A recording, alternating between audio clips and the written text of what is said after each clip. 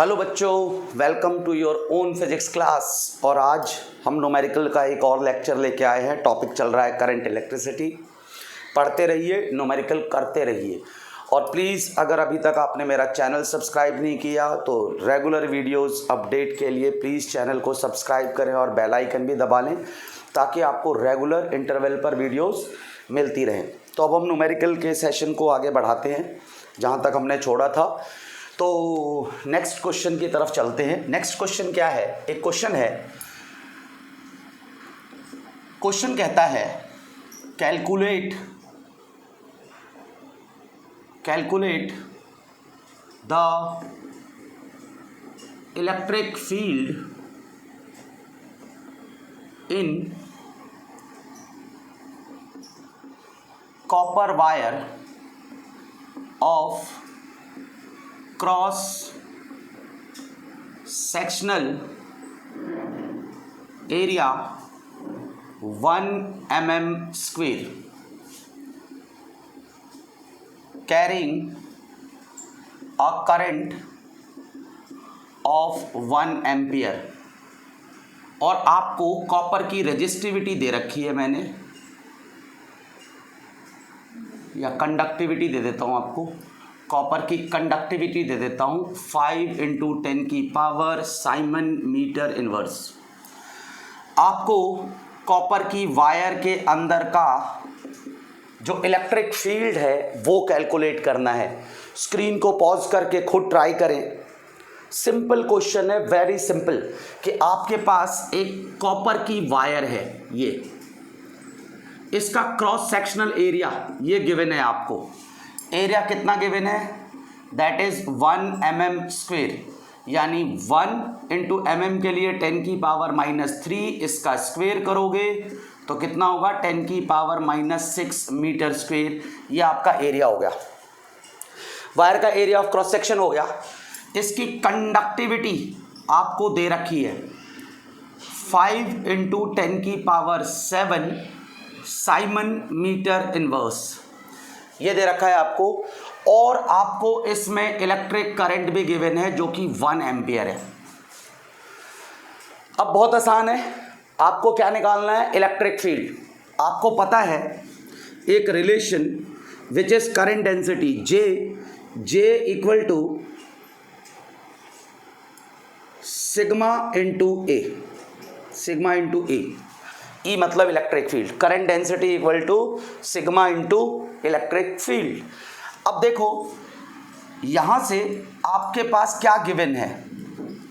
J आपको given नहीं है, करंट डेंसिटी आपके पास गिवन नहीं है, पर आपके पास एरिया ऑफ क्रॉस सेक्शन और करंट दोनों गिवन है। तो मैं इस फॉर्मूले में थोड़ा मॉडिफिकेशन करूंगा।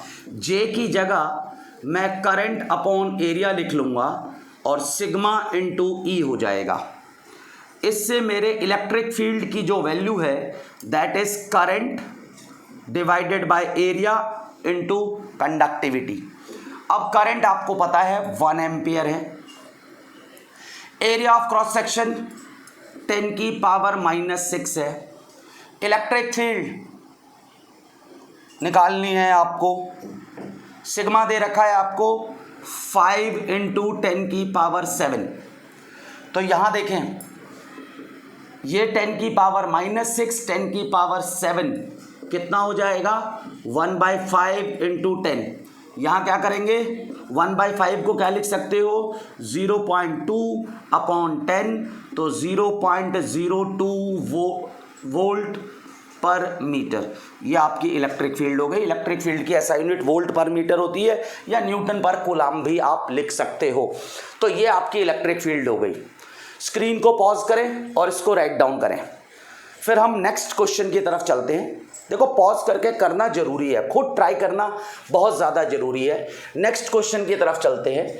नेक्स्ट क्वेश्चन क्या कहता है? A copper wire has a resistance of 100 ओम। कहता है कॉपर की वायर का रेजिस्टेंस 100 ओम है and area of cross section 1 mm square. Resistance दे रखा है, एरिया ऑफ क्रॉस सेक्शन दे रखा है। A potential difference of 160 volt exists across the wire. Calculate the drift speed of electron, ये E माइनस का मतलब electron, if the number of electrons per cubic meter is 10 की power 29 electrons, यानी 1 metre cube में 10 की power 29 electrons होते हैं। ये आपको पता है, ये गिवन भी है। आपको कैलकुलेट क्या करना है, कैलकुलेट करना है ड्रिफ्ट स्पीड। देखो ये जस्ट फॉर्मूला बेस्ड क्वेश्चंस हैं, इन सब में आपको फॉर्मूला लगाना है। ये क्वेश्चन कराने के पीछे एक ही लॉजिक है कि आप इससे आपको फॉर्मूला रिकैप हो जाएगा। तो देखें सॉल्यूशन, पहले खुद ट्राई करें इसको। आपको इसमें रेजिस्टेंस दे रखा है विच इज 100 ओम। आपको एरिया ऑफ क्रॉस सेक्शन भी दे रखा है 1 mm स्क्वेयर, इसी क्वेश्चन की तरह, यानी 10 की power -6 metre. Area of cross section भी हो गया। V भी आपको गिवन है 160 वोल्ट, और आपको नंबर ऑफ इलेक्ट्रॉन्स भी गिवन है 10 की पावर 29। तो आपको रिलेशन पता है I = ANEVD, रिलेशन पता है करंट और ड्रिफ्ट वेलोसिटी के बीच में।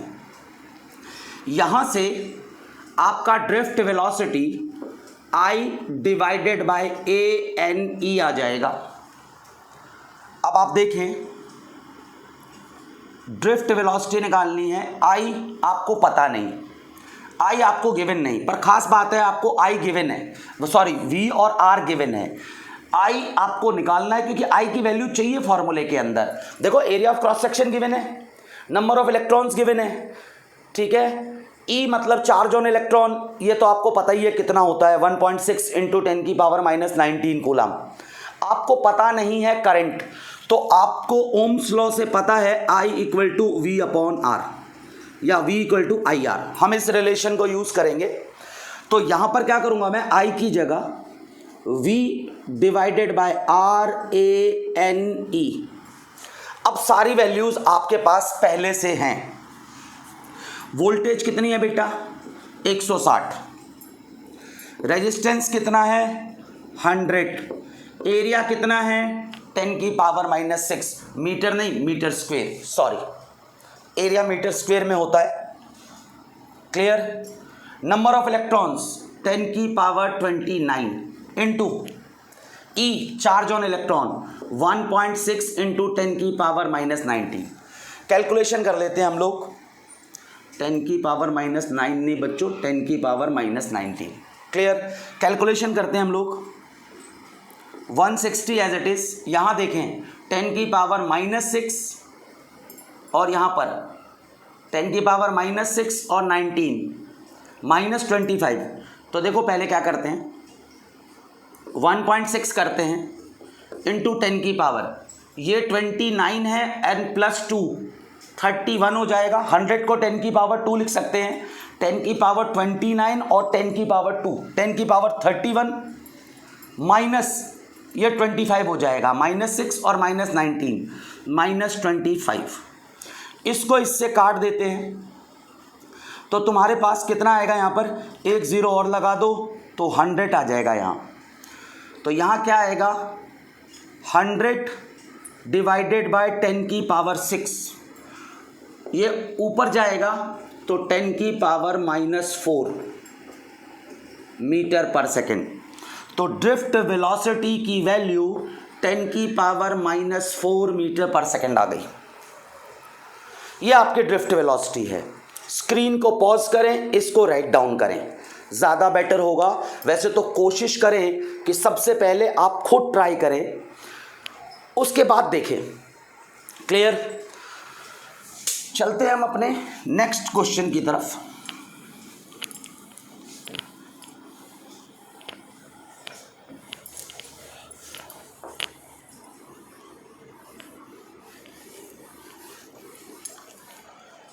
What is our next question?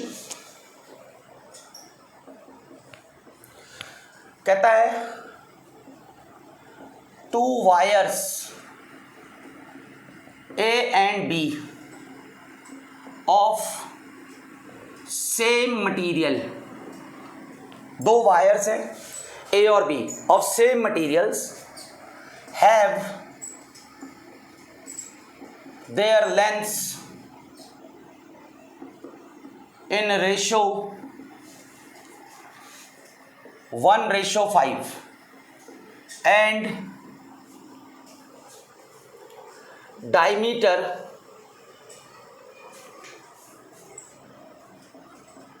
in the ratio 3:2. If the resistance of wire B is 80 ohm, find resistance of wire A। Pause करो स्क्रीन को, खुद ट्राई करो। तो इस सवाल में सिंपल सा कॉन्सेप्ट है। देखिए क्या है सॉल्यूशन में, देखते हैं क्या है, क्या कहता है हमको सॉल्यूशन। देखो आपके पास 2 वायर्स हैं, मटेरियल सेम है और इनके लेंथ का रेशो, मान लो आपके पास 2 वायर्स हैं, एक ये छोटी और दूसरी ये बड़ी। 2 वायर्स हैं ये, और इनके लेंथ का रेशो दे रखा है, यानी L1/L2 आपको गिवन है, इट इज़ 1/5। और इनके जो डायमीटर का रेशो है, यानी ये थोड़ी पतली है वायर, इनके जो डायमीटर का रेशो है D1/D2, ये आपका 3:2 है, यानी 3/2। और रेजिस्टेंस कितना दे रखा है आपको? 80 ओम दे रखा है, वो भी किसका? वायर बी का। ये ए वायर है, ये बी है, इसकी लेंथ L1 है, इसकी लेंथ L2 है, इसका डायमीटर D1 है, इसका डायमीटर D2 है। क्योंकि मटेरियल सेम है तो रेजिस्टिविटी दोनों की सेम होगी। क्लियर?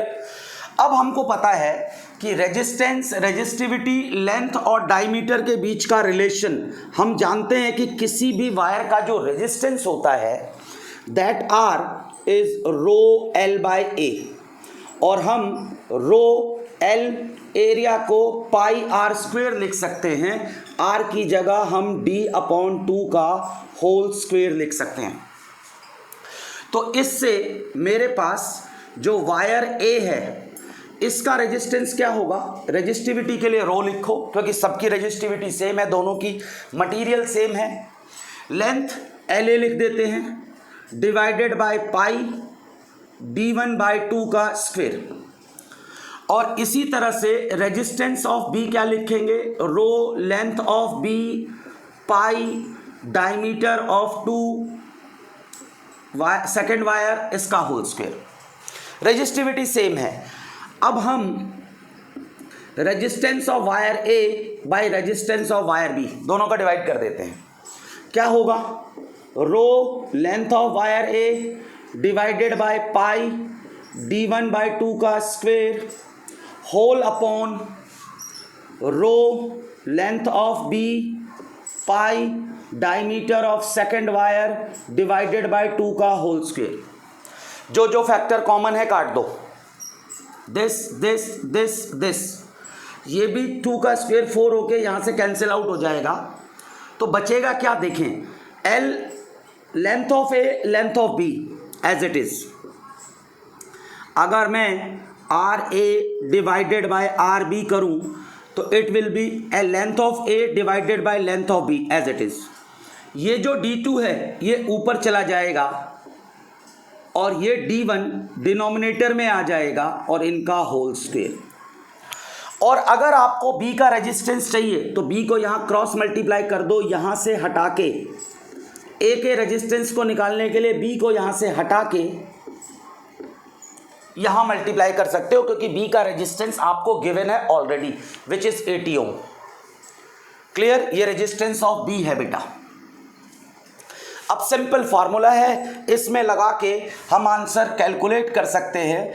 रेजिस्टेंस ऑफ ए क्या है हमारे पास, लेंथ का रेशियो क्या है, विच इज 1/5। डायमीटर का रेशियो क्या है, इट इज 3:2, पर D2/D1 क्या हो जाएगा, 2/3 का स्क्वेयर इंटू 80।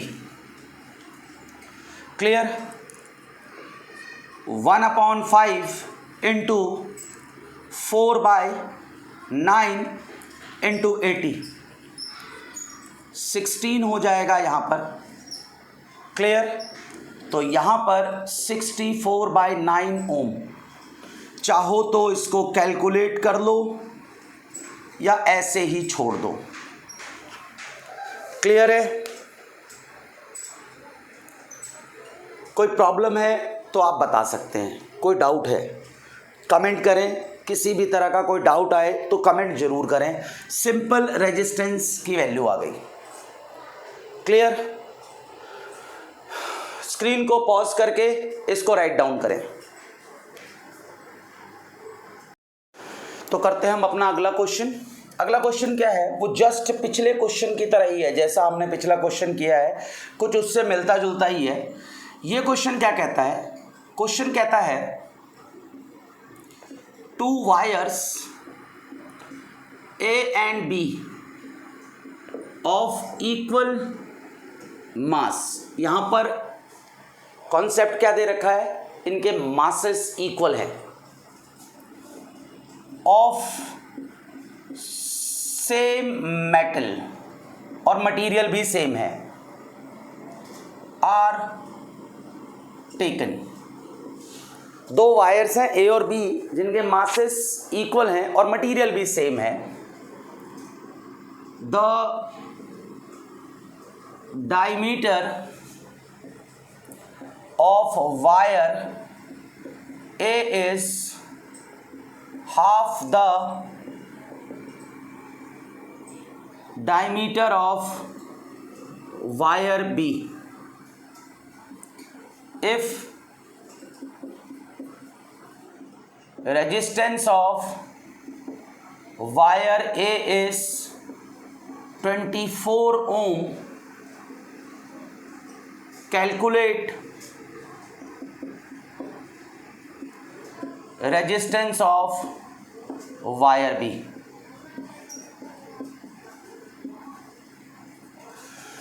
स्क्रीन को पॉज करें, खुद ट्राई करें। Similar to the previous question, तो मैं भी ट्राई कर रहा हूं। देखें, हमने पिछले उसमें पढ़ा था, जो इससे पिछला क्वेश्चन था, उसमें resistance of A divided by resistance of B का हमने एक फॉर्मूला डिराइव किया था, that is equal to length of A by length of B into diameter of B by diameter of A का होल स्क्वायर। ये formula हम derive कर चुके थे। इससे मैं इसका रेसिप्रोकल कर दूं तो resistance of B by resistance of A reciprocal हो जाएगा, तो length of B by length of A into diameter of A by diameter of B का होल स्क्वायर। तो सिंपल बात है कि रेजिस्टेंस ऑफ ए निकालना है, तो length of B length of A diameter of A diameter of B का whole square into resistance of B, जो कि 24 है। आपको गिवन है कि जो B का रेजिस्टेंस है इट इज 24 ओम गिवन है। और एक चीज और गिवन है, the diameter of wire A is half of diameter of wire B, यानी DA जो है that is diameter of B by 2 है। A का डायमीटर B का हाफ है। क्लियर? ये पहले से गिवन है, यानी ये चीज क्लियर हो चुकी है आपके पास कि आपका DA बाई DB 1/2 है। इसको डिनोमिनेटर में ले आए, DA बाई DB 1/2 है। अब आप देखें, आपको लेंथ के बारे में कुछ भी नहीं गिवन है, पर यह गिवन है कि दोनों का मास इक्वल है। इसका मतलब mass of A equal to mass of B। और ये फॉर्मूला क्यों आया था? क्योंकि रेजिस्टिविटी सेम थी। ये फॉर्मूला तभी आएगा जब रेजिस्टिविटी सेम होगी और इसके साथ साथ दोनों के मासेस भी इक्वल हैं। और हमको पता है कि मास अपॉन वॉल्यूम डेंसिटी के बराबर होता है। मैंने सिंबल बना दिया, डेंसिटी लिख देते हैं सिंपल, क्योंकि मटेरियल सेम है। सेम मटेरियल सेम है तो डेंसिटी भी सेम होगी। मटेरियल सेम होने से रेजिस्टिविटी और डेंसिटी दोनों सेम होगी। तो यहां देखें, यहां से mass upon volume equal to density, तो मास की वैल्यू क्या आ गई? Volume into density. वॉल्यूम के लिए क्या लिखोगे? Area length. डेंसिटी के लिए डी लिखो आप। तो क्योंकि मासेस सेम है तो इस फॉर्मूले और इस फॉर्मूले को यूज करो। मास का ये फॉर्मूला है, यानी area of A, length of A और density, area of B, length of B और डेंसिटी। क्लियर है? क्योंकि दोनों में सेम मटेरियल के हैं तो डेंसिटी सेम होगी। अब एरिया के लिए पाई DA बाई 2 का whole square into LA, pi DB by 2 का whole square LB। Pi pi cancel out हो गया, 4 कैंसिल आउट हो गया। क्लियर? आपको यहां से किसकी वैल्यू चाहिए? DA by DB। तो यहां आपका DA बाई DB का होल स्क्वेयर, इस DB को नीचे ले आया तो DA बाई DB का whole square equal to LB by LA। DA by DB equal to LB by LA। Simple लिख सकते हो आप। तो अगर आपको लेंथ का रेशियो निकालना है तो LB by LA DA by DB के होल स्क्वायर के बराबर होगा। तो ये जो फॉर्मूला था आपका रेजिस्टेंस का, इसमें आप LB बाई LA की वैल्यू डाल सकते हो। तो आपका ये फॉर्मूला क्या बन जाएगा? यहां देखें, इसी फॉर्मूले को यहां फॉरवर्ड कर रहा हूं। तो RA DA by DB, DA by DB, इसका होल स्क्वायर था ही। LB बाई LA ये भी आपका DA बाई DB के होल स्क्वायर के बराबर है। तो ओवरऑल क्या आ गया? DA बाई DB की पावर 4। सिंपल। अब हमें पता है, यहां गिवन है DA बाई DB 1/2 है, तो DA बाई DB 1/2 है। देखो, और रेजिस्टेंस के लिए बच्चों हमने यहाँ पर रेजिस्टेंस ऑफ B से मल्टीप्लाई नहीं किया, यहाँ रेजिस्टेंस ऑफ B भी आएगा, क्योंकि देखो ये रेजिस्टेंस वाला पार्ट मिसिंग है, ये पुट कर दिया हमने। तो resistance of A equal to 1/2 की पावर 4, या simple 1/2 raise to the power 4 into 24। Resistance है 24, तो 1/16 24 2 3 1.5 ओम। स्क्रीन को पॉज करें, इसको राइट डाउन करें। वेरी इंपॉर्टेंट क्वेश्चन, और इस टाइप का क्वेश्चन आता है, ध्यान रखें, वेरी इंपॉर्टेंट। ये हर टाइप के एग्जाम्स में पूछा जा सकता है। करते हैं नेक्स्ट क्वेश्चन अपना, और ये जो नेक्स्ट क्वेश्चन मैं कराने जा रहा हूं ये भी बड़ा इंपॉर्टेंट है, और ये फॉर्मूला भी आपको जर्नली याद कर रख लेना है।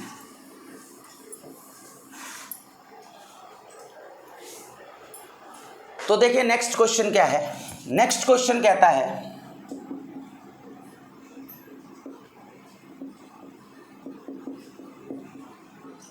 The resistance of a wire is R ohm. What will be its new resistance if it is stretched to n times of its original length? Also find percentage change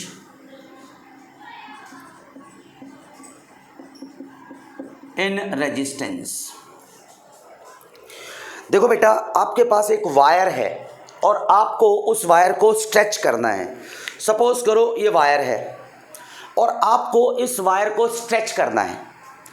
आपको पता है कि किसी भी वायर का जो रेजिस्टेंस होता है वो उसके स्पेसिफिकेशन पे डिपेंड करता है। Resistance depends on length, area of cross section, specification पे डिपेंड करता है। तो अगर आप वायर को खींचोगे तो रेजिस्टेंस में चेंज होने वाला है, क्योंकि रेजिस्टेंस का फॉर्मूला ρl/a होता है। सिंपल। अब जब आप एक वायर को खींचोगे तो इसकी लेंथ में इंक्रीमेंट आएगा, और नेचुरल सी बात है, लेंथ में इंक्रीमेंट आने की वजह से, क्योंकि इसका वॉल्यूम कांस्टेंट है, लेंथ में इंक्रीमेंट आने से एरिया कम हो जाएगा। तो एरिया कम हो गया, लेंथ बढ़ गया, यानी रेजिस्टेंस में चेंज तो आना ही है। क्लियर? तो अगर मैं मानूं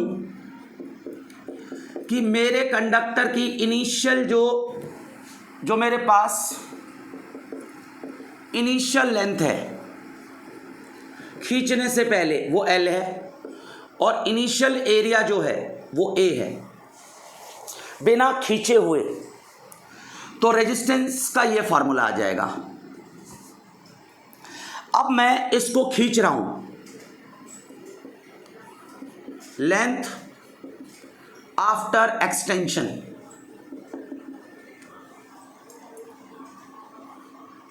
L2, और एरिया आफ्टर एक्सटेंशन खींचने के बाद मान लो A2 हो जाता है। आपको पता है आपने कंडक्टर को खींचा है और आपको दे रखा है कितना खींचा है, जितनी लेंथ थी ओरिजिनल लेंथ का n टाइम्स, तो नई लेंथ कितनी हो जाएगी n इंटू एल।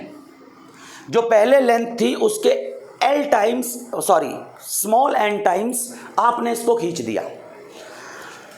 अब आपको एरिया तो पता नहीं नया एरिया कितना होगा, बट आप इसको कैलकुलेट कर सकते हो, क्योंकि जब आप इसको एक्सटेंड करोगे तो वॉल्यूम कांस्टेंट रहेगा, बिकॉज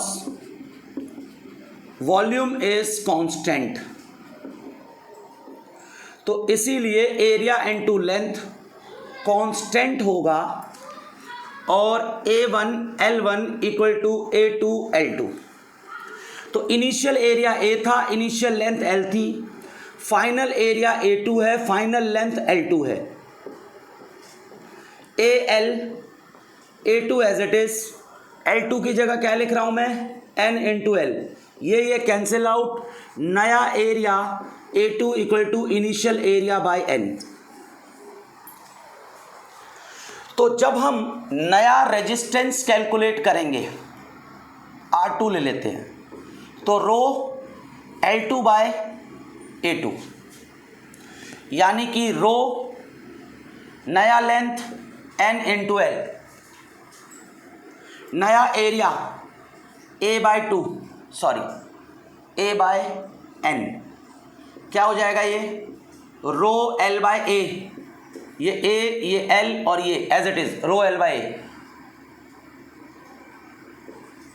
और ये n ऊपर चला जाएगा तो it will become n square. तो R2 equal to n square, और रो l/a क्या था आपका इनिशियल रेजिस्टेंस। ये फॉर्मूला आपको याद रखना है कि अगर आप लेंथ को n टाइम्स चेंज करते हो तो resistance n square times change हो जाएगा, इंक्रीमेंट आ जाएगा उसके अंदर। अगर आप n टाइम्स लेंथ बढ़ाते हो तो इस वायर के रेजिस्टेंस में n स्क्वेयर टाइम का इंक्रीमेंट आएगा। इसको हम एग्जाम्पल की तरह भी समझ सकते हैं। एक एग्जाम्पल देखते हैं, उस एग्जाम्पल से पहले परसेंटेज चेंज निकाल लेते हैं। तो अगर परसेंटेज चेंज निकालना है तो new resistance minus initial resistance divided by initial resistance into 100, ये परसेंटेज चेंज है आपके पास। न्यू रेजिस्टेंस क्या है n square r, original resistance क्या है r divided by original resistance into 100। तो यहां से r कॉमन ले लेते हैं, n स्क्वेयर माइनस 1/r हो जाएगा इनटू में 100। तो n स्क्वेयर माइनस 1 इंटू में 100%, this is your percentage change. अब ये दोनों फॉर्मूले को याद रख के हम न्यूमेरिकली करके देखते हैं क्या होता है। जैसे क्वेश्चन आए, जैसे आपको एक क्वेश्चन पूछे सिंपल, ये तो जर्नल फॉर्मूला निकाल लिया हमने। जैसे क्वेश्चन पूछूं मैं, क्वेश्चन है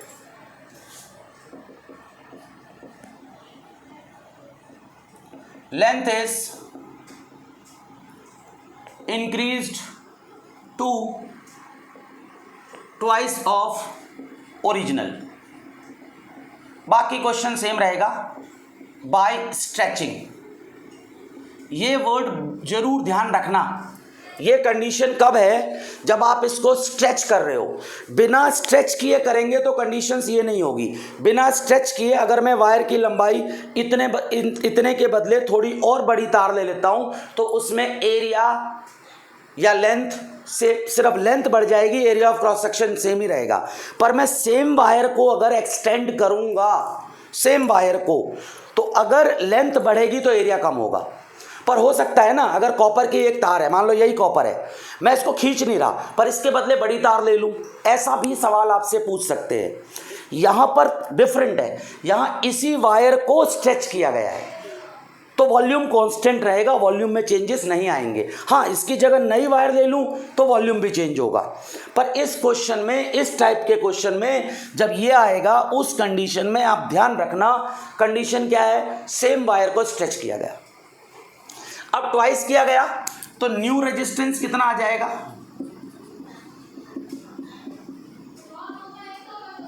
आप सिंपली कर सकते हो R2 equal to 4R, simply लिख सकते हो।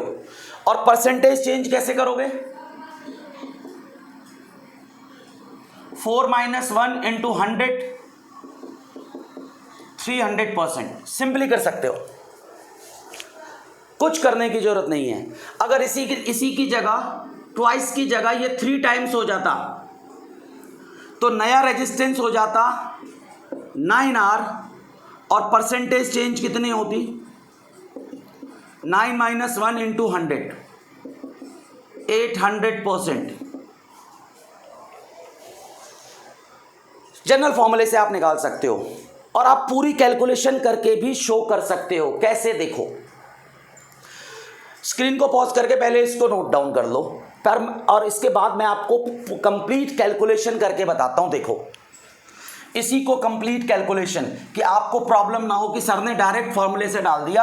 अगर कभी हमें डायरेक्ट बोला गया तो हम कैसे करें, डायरेक्ट फॉर्मूले के बिना। वैसे डायरेक्ट फॉर्मूला यूज करके भी कर सकते हो, आप आंसर निकाल सकते हो। पर वैसे समझो, आपके पास इनिशियल लेंथ L1 L है, इनिशियल एरिया A1A है, रेजिस्टेंस R1 इक्वल टू मान लो R है, या R1 मान लो, हाँ R ही ले लेते हैं, सिंपल, क्लियर। अब देखना, तो इसके रेजिस्टेंस का फॉर्मूला क्या होगा, रो L बाई ए, ये इनिशियल है। जब मैंने खींच दिया तो नई लेंथ L2 क्या हो जाएगी 2L, नया एरिया पता नहीं, तो आपको पता है A1 L1 equal to A2 L2, अभी भी किया है कि वॉल्यूम कांस्टेंट होता है, सेम तार को खींचोगे तो AL क्या होगा A2 2L, A2 into 2L, A cancel out, तो A2 कितना आया A/2, तो जो नया रेजिस्टेंस आएगा R2, रो तो यही आएगा L2 by A2, row L2 क्या है आपके पास 2L, A2 क्या है A/2, तो रो L बाई ए इधर सेपरेट कर लो, यहाँ से L ये, और ये 2 ऊपर चला जाएगा, इट विल बिकम्स 4, तो R2 इक्वल टू 4, और इसकी वैल्यू क्या है आपके पास, ये देखो R,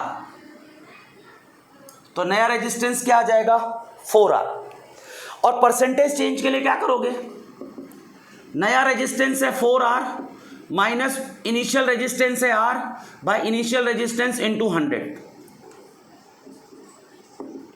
4R minus R 3R by R into 100, 300%। ऐसे ही आप 3 टाइम्स भी कर सकते हो और डिफरेंट फॉर्म भी कर सकते हो। अब इसी में ये क्वेश्चन था, लेंथ इज इंक्रीज टू, यहां ये वर्ड लिखा है 2, twice of original length bye stretching. यहीं पर एक क्वेश्चन कैसे आएगा जरा वो कर लेते हैं हम। सॉरी, मैंने आपको कहा नहीं, स्क्रीन को पॉज करके इससे पहले वाला ये भी नोट कर लें, थोड़ा बैक जाएं, स्क्रीन को पॉज कर लें, नोट डाउन कर लें। मैं इसी में आपको दूसरे टाइप का क्वेश्चन भी बताता हूं। एक क्वेश्चन है,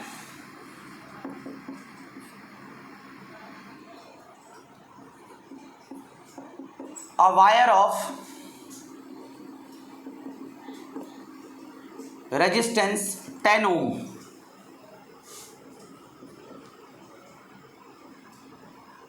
is increased by twice of, या increased by 100% of its, नहीं, इंक्रीज्ड बाय 100% ना लिख के ट्वाइस ही लिखता हूँ, twice of its original length, क्योंकि 100% वाला आसान हो जाएगा। A wire of resistance 10 ohm is stretched by, यहाँ क्या लिखा है बाय, यहाँ क्या था स्ट्रेच टू, यहाँ stretch by twice of its original length, find percentage change in resistance and resistivity। तो देखो रेजिस्टिविटी में तो कोई चेंज नहीं आएगा, क्योंकि रेजिस्टिविटी बाकी फिजिकल मतलब यानी कि लेंथ और एरिया ऑफ क्रॉस सेक्शन पे डिपेंड नहीं करता, टेम्परेचर पे डिपेंड करता है और नेचर ऑफ मटेरियल पे डिपेंड करता है। बाकी लेंथ और एरिया ऑफ क्रॉस सेक्शन पे रेजिस्टिविटी डिपेंड नहीं करता, तो रेजिस्टिविटी में तो कोई चेंज नहीं आएगा। हाँ, रेजिस्टेंस में क्या आएगा देखो, कहता है कि अगर ओरिजिनल लेंथ L है, ओरिजिनल एरिया A है, तो खींचने के बाद कहता है जितनी लेंथ थी ना उसका ट्वाइस और खींचा गया, increased by twice of original, जितना ओरिजिनल था उससे 2 गुना और खींचा गया। तो अगर 2 गुना और खींचेंगे तो ओरिजिनली तो L था और उसका 2 गुना कितना होगा 2L, तो नई लंबाई कितनी हो जाएगी 3L। यानी इस क्वेश्चन में जब आपको बोला गया कि length is increased by twice, इसका मतलब लेंथ को 3 टाइम्स कर दिया गया। अगर मैं बोलता इंक्रीज टू ट्वाइस, यानी कि जितना था उसका डबल कर दिया गया, और इंक्रीज्ड बाय ट्वाइस मतलब जितना था उसमें 2 गुना और ऐड किया गया। या ऐसा क्वेश्चन आ सकता है इंक्रीज्ड बाय 100%, जो मैं लिख रहा था इससे पहले। इंक्रीज्ड बाय 100% का मतलब जो लेंथ थी उसमें उतना ही और ऐड किया गया, मतलब ओरिजिनल का ट्वाइस हो जाएगा उस केस में। और इस केस में लेंथ कितना हो जाएगा, ओरिजिनल का 3 टाइम्स, यानी पहले अगर L था तो अब 3L हो गया। तो अब आप समझ गए कि इसका रेजिस्टेंस कितना होगा, लेंथ 3 गुना हो गई तो 9R, और परसेंटेज चेंज कितना होगा 800%। आप फॉर्मूले में डाल के कर भी सकते हो या डायरेक्ट फॉर्मूला यूज़ करके भी कर सकते हो। क्लियर? तो आई होप कि आपको ये क्वेश्चन समझ में आए होंगे। स्क्रीन को पॉज करके इसको नोट डाउन कर लें। किसी भी तरह के डाउट के लिए कमेंट जरूर करें, डेफिनेटली आपके कमेंट्स का आंसर दिया जाएगा, आपके डाउट सॉल्व कराए जाएंगे। Thank you so much.